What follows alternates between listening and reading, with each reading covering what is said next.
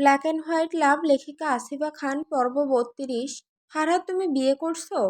Laptop থেকে মাথা ওঠাতেই ফারহাদের পায়ের রক্ত মাথায় উঠে গেল।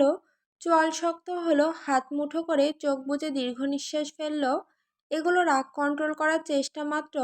ফারহাদ যদি পারে তো মেয়েটাকে চোখ দিয়ে ভস্ম করে দেবে। সে নির্লজ্জ মেয়ে আবার। ফারহাদের পাশে দাঁড়িয়ে আছে তানভীর। সে একবার ফারহাদের দিকে তাকাচ্ছে তো একবার সামনে দাঁড়িয়ে থাকা এলবিডি পোশাক পরিধান করা সোফিয়ার দিকে। তানভীরের কপাল বেয়ে ঘাম গড়িয়ে পড়ছে আর সেটা রুমাল দ্বারা মুছে ফেলছে বারংবার। সে বুঝতে পারছে এখানে কোনো ভয়ঙ্কর বিস্ফোরণ হতে চলেছে। তার উপর মেয়েটা বলে কি ফারহাদ স্যার বিয়ে করেছে? কবে, কখন, কোথায়? প্রশ্নগুলি তানভীরের মাথায় ছুটে চলেছে। এরই মধ্যে ফারহাদ রাশভারী কণ্ঠে বলল, তানভীর, যে এসেছে তাকে বলো দরজা নক করে পারমিশন নিয়ে তারপর ভেতরে প্রবেশ করতে। অপমানে তরুণীর গা রিরি করে উঠল। মাথা নিচু করে দুই হাত মুঠোবদ্ধ করল। শান্ত গলায় অপমান। ফারহাদে খুব ভালো করেই করতে পারে। এটা সোফিয়ার জানা, তাই কথা বাড়িয়ে লাভ নেই। তানভীর সোফিয়াকে কিছু বলতে যাবে, ঠিক তখনই সোফিয়া তানভীরের দিকে একটা ভয়ঙ্কর লুক দিয়ে চুপচাপ কেবিন থেকে বেরিয়ে গেল। অতঃপর সোফিয়া কেবিন থেকে বেরিয়ে আবার দরজার সামনে দাঁড়ায়। দরজা নক করে। একবার দুইবার নক করলেও ফারহাদের কোনো রেসপন্স পায় না। এরপর রাগে ফুঁসতে ফুঁসতে দরজায় একটু বেশি জোরে টোকা মেরে বলল, মে আই কাম ইন? ফারহাদের ইচ্ছে না থাকা সত্ত্বেও বলল ইয়েস। ফারহাদের সাড়া পেতেই সোফিয়া গটগট করে কেবিনে প্রবেশ করে। ফারহাদের দিকে তাকিয়ে বেশ চড়া গলায় আবার একই প্রশ্ন করে, ফারহাদ তুমি বিয়ে করছো? ফারহাদ এবার আর ল্যাপটপ থেকে মাথা তুলল না, কিবোর্ডে দুই হাতের আঙুল চালাতে চালাতে বলল, করেছি। আর কিছু? ফারহাদের উত্তরে সোফিয়ার থেকে বেশি ঝটকা খেয়েছে তানভীর। কিউরিসিটিনেস যেন আরও বৃদ্ধি পেল তানভীরের মধ্যে। সোফিয়া এবার ফারহাদের কাচের টেবিলে জোরে হাত মেরে বলল, কি করে তুমি বিয়ে করলে ফারহাদ? ফারহাদ ভাবলেশীনভাবে বলল, যেভাবে সবাই বিয়ে করে, কবুল বলে। তানভীর ফিক করে হেসে দিল ফারহাদের কথায়। সোফিয়া এবার জ্বলন্ত চোখে তাকালো বেচারা তানভীরের দিকে। মুহূর্তেই তানভীর চুপসে গেল। সোফিয়া এবার ন্যাকা কান্না করে বলে, ফারহাদ তুমি এমনটা করতে পারলে? কি করে? তুমি তো জানোই আমি তোমায় ভালোবাসি। এইবার ফারহাদ চোখ তুলে তাকালো। অগ্নিরূপ ধারণ করলো ফারহাদ। রাগে ফুঁসতে ফুঁসতে বলল, shut up, just shut up. আর একটাও বাক্য উচ্চারণ করলে আজ তোমার জীবনের শেষ দিন হবে। কি বললে? আমায় ভালোবাসো তুমি? তোমার এই নোংরা মুখে এই পবিত্র শব্দ মানায় না। আর তোমার তো সাহস মন্দ নয়। সেদিন না করা সত্ত্বেও আবার আমার অফিসে এসে হাজির হয়েছ। নিতান্তই তুমি মেয়ে, তাই বারবার ছাড় পাচ্ছ আমার কাছ থেকে। নাও গেট লস্ট ফ্রম হেয়ার। অপমানে মাথায় হেট হয়ে গেছে সোফিয়ার, কিন্তু হাল ছাড়ল না। ফারহাদ আমার তানভীর, সিকিউরিটি ডাকো।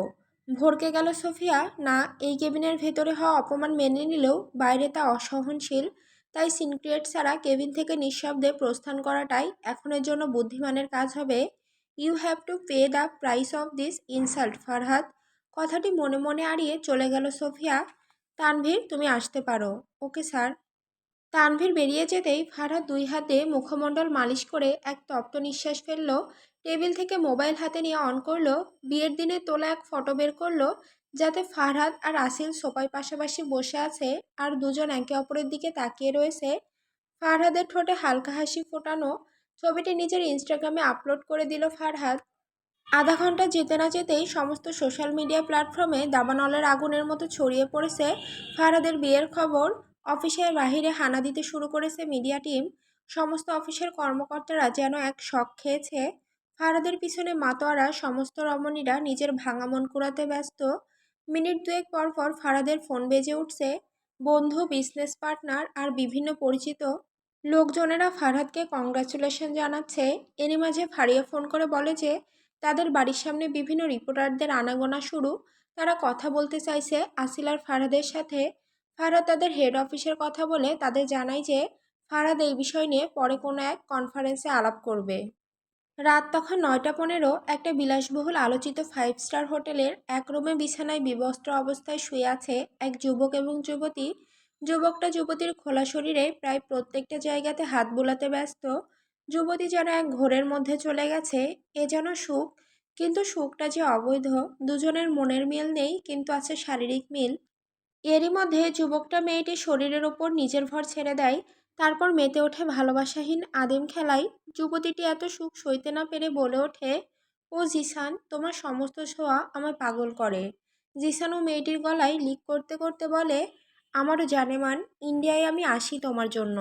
প্রায় 2 ঘন্টা মেলামেশার পর জিসান তার ক্লান্ত শরীর ফেলে মেয়েটির পাশে, মেয়েটির দিকে পাশ ফিরে তার উন্মুক্ত পেটের ওপর হাত দিয়ে তাকে নিজের কাছে নিয়ে আসে আর ঘাড়ে মুখ গুজে দেয়। মেয়েটি হেসে বলল, ইস, এখনো মন ভরেনি নাকি?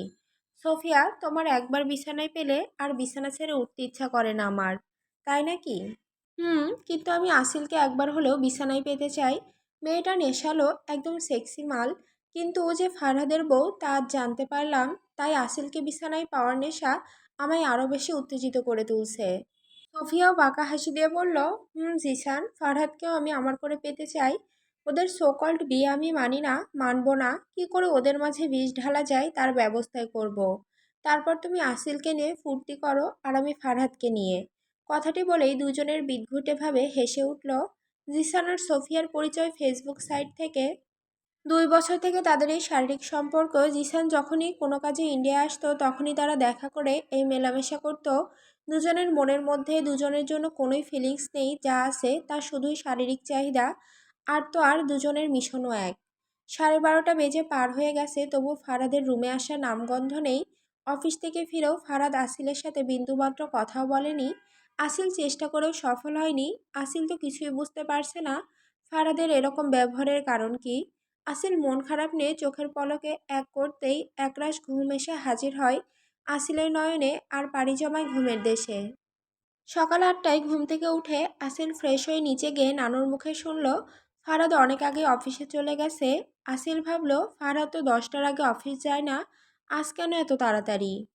5 দিন পর, এরই মধ্যে পেরিয়ে গেছে 5টা দিন।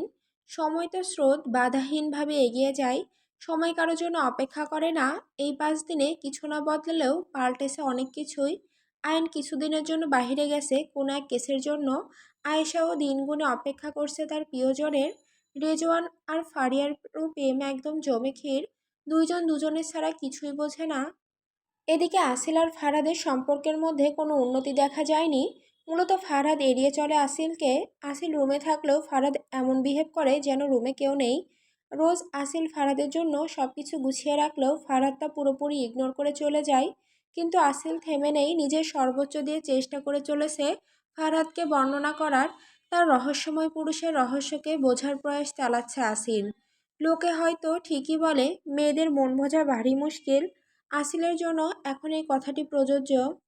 আগে ফারহাদের ছোঁয়া আসিলের অসহ্য লাগলেও এখন ফারহাদের অপ্রত্যাশিত ছুঁয়ে দেওয়া আসিল অনেক মিস করে। মাঝে মধ্যে মনে হয় ফারহাদকে শক্ত করে জড়িয়ে ধরে তার প্রশস্ত বুকে মুখ গুজে দিতে আর বলতে ভালোবাসি। কিন্তু আসিলের ভীষণ খারাপ লাগে যখন ফারহাদ তাকে এড়িয়ে চলে। বুকের মধ্যে কেমন চিনচিনে ব্যথা অনুভব করে আসিল। রাত প্রায় 11টা, অন্ধকার বিরাজমান ছাদে ট্রাউজারের পকেটে এক হাত ঢুকিয়ে দাঁড়িয়ে আছে ফারহাদ। কিছুটা দূরে ল্যাম্পপোস্টের সাদা আলো কিছুটা ছাদকে আলোকিত করে রেখেছে। নিজের দহনে দগ্ধ হয়ে বিষাক্ত দোহা ভারী নিঃশ্বাস ফেলে বিশুদ্ধ বাতাসে উড়িয়ে দিচ্ছে ফারহাদ। এই নিয়ে প্রায় 4টা প্যাকেট সিগারেট শেষ করেছে সে। ফারহাদ প্রকৃত সিগারেট অ্যাডিক্টেড না হলেও ভীষণ টেনশন থেকে ছাড়া পেতে মাঝে মাঝে টেনে থাকে এই সাইপাস। কিন্তু এই কয়দিন ফারহাদ যেন সিগারেট খোর হয়ে গেছে। ঘুম না আসায় আসিল ঠান্ডা ফ্রেশ হাওয়ার জন্য ছাদে আসে। ফোনও সাথে করে নিয়ে আসে। ভালো না লাগলে গান শুনবে সেই ভাবনায় ছাদে উঠে ফারহাদের দিকে তাকায়, দেখে সুপুরুষটা আকাশের দিকে তাকিয়ে আছে আর মনের আনন্দে সিগারেটে টান দিচ্ছে। আসিল একটা দীর্ঘশ্বাস ফেলে এগিয়ে যায় ফারহাদের দিকে। ফারহাদের পাশে দাঁড়িয়ে 2 ঠোঁটের মাঝে চেপে ধরা সিগারেটটা টান দিয়ে নিচে ফেলে দিল। হঠাৎ এরকম হয় ফারহাদ কিছুটা ভড়কে গেল। পাশে তাকিয়ে আসিলকে দেখে একটা ছোট্ট শ্বাস ছাড়ল। আসিল কিছুটা ক্রুদ্ধ কণ্ঠে বলল, এরকম রোজ রোজ সময় অসময়ে সিগারেট খেলে মানুষ তাড়াতাড়ি মারা যায়। ফারাদ এবার পূর্ণ দৃষ্টি রাখে আসিলের ওপর। মেয়েটা আজ লং ঢিলে ঢালা কামিজ আর প্লাজো পরে আছে, মাথা ছাড়া চুল, কিন্তু মাথায় ওড়না টানা। ফারাদের কেমন নেশা লেগে যাচ্ছে। মন চাইছে এক্ষুনি এই মুহূর্তে আসিলের মাঝে ডুব দিতে। কিন্তু ফারহাদ তার বৈধ চাওয়াগুলি নিষিদ্ধ করে চোখ সরিয়ে নেয় আসিল হতে। কাছে এসে কষ্ট দিলে যদি ওই কষ্টের অশ্রু ঘুরিয়ে তোমায় ছারখার করে, তখন তার থেকে নিজের দূরত্ব বাড়িয়ে নেওয়াই বুদ্ধিমানের কাজ। কথাটা মনে হতেই ফারাদ সিগারেটের প্যাকেট খুলে আরও একটা সিগারেট ঠোঁটের মাঝে নিয়ে বলে, এমনিও একদিন মরতেই হবে। কথাটি শেষ করে সিগারেটের বক্স থেকে একটা সিগারেট বের করে ঠোঁটের মাঝে রাখে। লাইটার জ্বালাতেই আসিল আবার সিগারেটের বক্স সমেত ছাদ থেকে নিচে ফেলে দেয়। ফারাদ হাত মুঠো করে ধরে সামান্য চিৎকার করে বলল, ইউ স্টুপিড, এটা কি করলে তুমি? আসিল ফারাদের চিৎকারে কেঁপে ওঠে ভয় পেয়ে, পিছনে সরে যেতেও আবার এগিয়ে আসে, ভয় সাইডে রেখে তেজ গলায় বলে, এটা তো আমার প্রশ্ন, আপনি কি করছেন? ইগনোর করছেন কেন আমায়? ফারাদ এবার চুপ করে যায়, অন্যদিকে মুখ ঘুরিয়ে বলে, চলে যাও এখান থেকে। যাব না, আগে আমার প্রশ্নের উত্তর দিন। আমি বাধ্য নই। আপনি বাধ্য ফারাদ, আমি আপনার বউ। আমি মানি না, না বউ হিসেবে তোমাকে, আর না এই বিয়েকে। Now you go. আসিল থ মেরে গেল। লোকটা বলছে কি, সে নাকি তাকে মানে না বউ হিসাবে। না চাইতেও গাল বেয়ে নেমে এলো নোনা পানি। তার সাথে জোর করে বিয়ে করে এখন ফারাদের এরকম অবাঞ্ছিত কথা শুনে আসিল নির্বাক। জোরে জোরে নিঃশ্বাস ফেলে নিজেকে শান্ত রাখার চেষ্টা করে। ধরা আর কাঁপা কাঁপা কণ্ঠে বলল, কি বললেন আপনি? আমায় বউ হিসাবে মানেন না? তাহলে আমায় বিয়ে করলেন কেন? তাও জোর করে।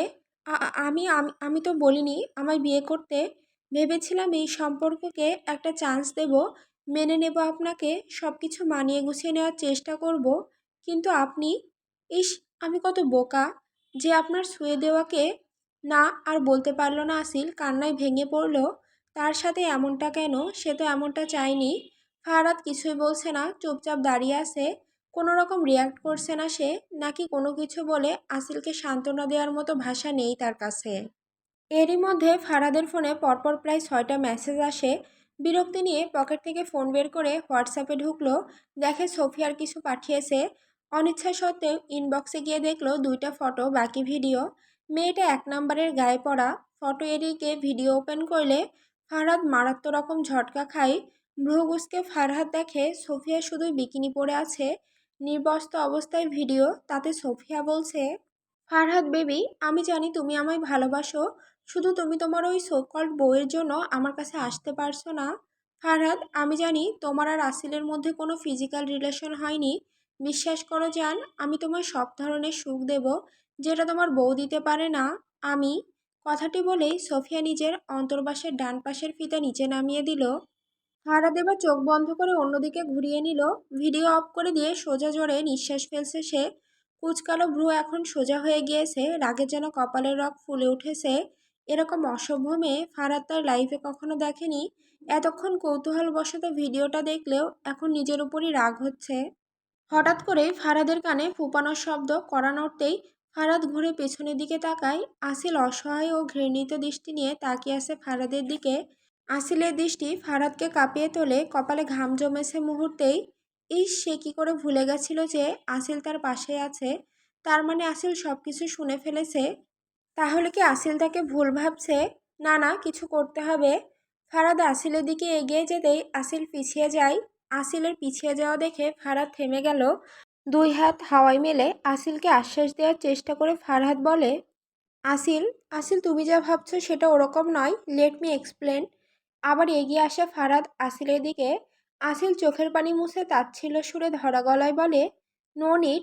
আর খবরদার আমায় ছোঁয়ার চেষ্টা করেছেন তো দূরে থাকুন। আপনার এই নোংরা হাত আমার শরীরে ছুঁয়ে দেওয়ার আগে আমি নিজেকে শেষ করে দেব।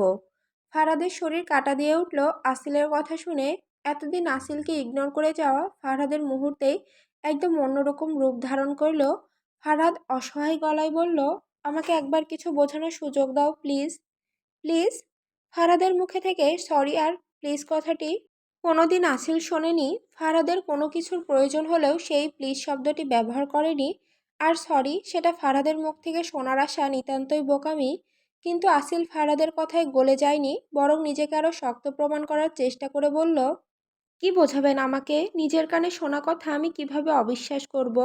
আমার ভুল ছিল যে আমি আপনাকে আরও একবার সুযোগ দিয়েছিলাম, আপনাকে স্বামী হিসেবে কবুল করে নিয়েছিলাম। আহ, আমি এবার বুঝতে পেরেছি আপনি কেন এতদিন আমায় এড়িয়ে চলছিলেন। কারণ আমি আপনাকে ফিজিক্যালি স্যাটিসফাই করতে পারি নাই, আপনাকে স্বামীর সুখ দিতে পারিনি তাই। ফারহাদ এবার রাগে চিৎকার করে বলল, অ্যাঞ্জেল, পাগল হয়ে গেছো তুমি? কি যা তা বলছো? Don't call me by this name. আপনি আমায় বউ হিসেবে মানেন না, আর না এই বিয়ে মানেন। তাই এত আদিক্ষেতা দেখানোর কিছু নেই। সত্যিই তো আমি পাগল, একটা বোকা, যে কিনা আপনাকে ভালোবেসে ফেলেছি। আসিল এবার চিৎকার দিয়ে কেঁদে উঠল। আমার জীবনটা আপনি শেষ করে দিয়েছেন ফারহাদ। আমি আপনাকে কোনোদিন ক্ষমা করব না। আপনার না বলা ইচ্ছা আমি পূরণ করে দেব। চলে যাব আপনার জীবন থেকে। রিং ফিঙ্গার থেকে ফারহাদের দেওয়া আংটিটা খুলে ফারহাদের পায়ের সামনে ছুঁড়ে মারে আসিল। কান্না করতে করতে ছুটে নিচে নেমে যায়। ফারহাদ একই অবস্থায় হতভম্ব হয়ে দাঁড়িয়ে থাকে। কি হয়ে গেল হঠাৎ করে কিছুই উপলব্ধি করতে পারছে না। নিচ থেকে আওয়াজ শোনা যাচ্ছে, গার্ডরা বলছে, ম্যাম আপনি কোথাও যেতে পারবেন না, ম্যাম প্লিজ আমাদের কথা শুনুন, ম্যাম স্যারের নিষেধ আছে, ম্যাম আপনি এইভাবে যেতে পারেন না। কথাগুলি শ্রবণে আসতেই ফারহাদ নিচে গার্ডের এরিয়ার দিকে তাকাতেই দেখলো আসিল হলহল করে বেরিয়ে যাচ্ছে, আর সমস্ত গার্ড আসিলকে আটকানোর চেষ্টা চালাচ্ছে। ফারহাদের এবার হুঁশ ফিরল, নিচ থেকে আংটি তুলে দাঁতে দাঁত পিষে বলল, আংটি খুলে ঠিক করনি তুমি। ফারহাদ ছুটে নিচে নেমে যায়। ততক্ষণে আসিল মেন গেটের বাইরে চলে গেছে। ফারহাদ তাড়াতাড়ি বাইরে গিয়ে আসিলকে থামানোর চেষ্টা করে বলল, আসিল থামো, কোথায় যাচ্ছ তুমি? আসিল ঘুরে ফারহাদের দিকে তাকালো। রাস্তার এদিক সেদিকে কিছু একটা খুঁজতে লাগলো। রাস্তার পাশে পড়ে থাকা একটা আদলা ইট হাতে নিয়ে ফারহাদের দিকে ছুঁড়ে মারলো। হঠাৎ আক্রমণে ফারহাদ কিছুটা চমকে সরে গেল। আসিল আবার একটা ইট নিয়ে ছুঁড়ে মেরে চিৎকার করে বলল, জাহান্নামে যাচ্ছি আমি, আমার পেছনে আসবেন না আপনি। ফারহাদ বুঝে যায় আসিল তো এখন তার উপর অত্যন্ত ক্ষেপে আছে। তাই সে তার দুটো গার্ডকে আসিলের পেছনে যেতে বলে। ফারহাদের মনে হচ্ছে সোফিয়াকে গুলি করে মেরে উড়িয়ে দিতে। রাগ মিশ্রিত অসহায় নয়নে ফারহাদ তাকিয়ে থাকে আসিলের চলে যাওয়ার দিকে। তবে সে কি আসিলকে হারিয়ে দিল? ফারহাদ ঘাড় উল্টে সোফায় বসে আছে। 1টা 20 বাজে ঘড়িতে। 1 ঘন্টা হতে যায় আসিলের পেছনে ফলো করা গার্ড ফোনে জানিয়েছে সে আসিল তার বাড়ি চলে গেছে। আসিলের ভালোবাসি কথাটি ফারহাদের কানে বাজছে। আসিলের কান্নারত চোখ, কাপা ঠোঁট ফারহাদকে উন্মাদ করে তুলছে। রুমটা কেমন খালি খালি লাগছে। ফারহাদকে এখন একজন যুদ্ধে হেরে যাওয়া সৈনিক মনে হচ্ছে।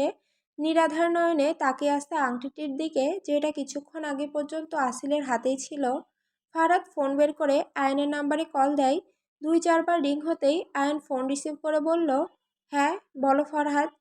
আয়ন একবার আসিলকে ফোনটা দেবে, ও আমার ফোন রিসিভ করছে না।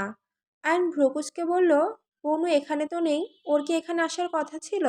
আমি তো 12টার দিকে বাড়ি ফিরলাম, লকও আমি খুললাম, বনু থাকলে ওই দরজা খুলে দিত। ফারহাদ তড়িৎ গতিতে সোফা ছেড়ে উঠে দাঁড়ায়। শুকনো ঢোক গিলে আবার জিজ্ঞেস করে, আয়ান তুমি ভালো করে দেখে বলছো তো? ফারহাদ কি পাগলের মতো কথা বলছো?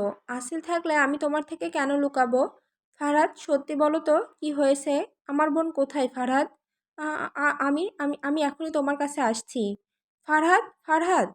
কল কেটে গেল। আয়নের ভিতরে সৃষ্টি হয়েছে প্রবল ঝড় হাওয়া। গলা শুকিয়ে আসতে তার ভয়ঙ্কর বাজে চিন্তা হানা দিচ্ছে মস্তিষ্কে। তার কলিজা কোথায়?